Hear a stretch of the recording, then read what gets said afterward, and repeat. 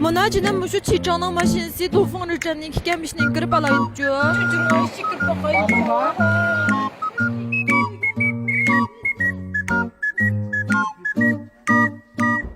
Kuramiyelim kurumke uğrumdukları. Fuyat! Voy! Aşkan emas bu. Sıcaklan sen. Mülazim. Qana mashin yardımı? Ha, yardı. Destek. Gel tanıştırıp koygan bu mashinani yo'qotib. Bizning ma mashinaning tipi-chu, Chechen D60-chu. Ha. Buning eng chong alohidaligi bo'lsa shu AI aqli iste'dodli yordamchi. AI? Ha, mashinaning hisoblangan. Ha, mashina?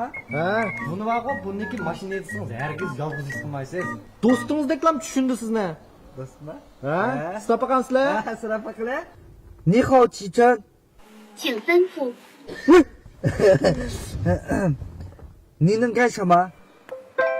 我可以帮您打电话、设置导航、找音乐、打开电台，还能查资讯、找美食。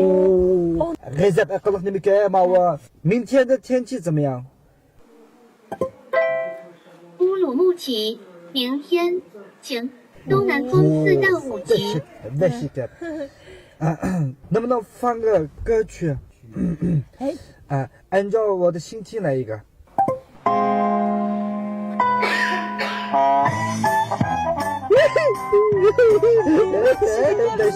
Ya biz aldık maşinaga tuttu kaptı dedi kızı yaptırdı da.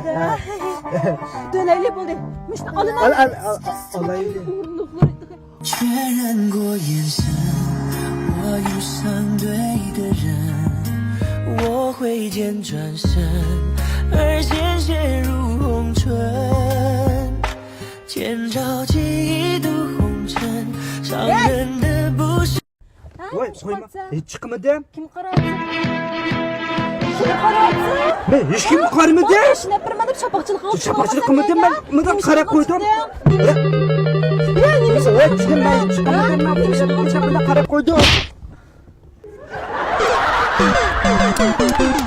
为您找到20个医院，您选第几个？ Evet. 你选择第3个，即将导航到新疆医科大学第2附属医院。 KO.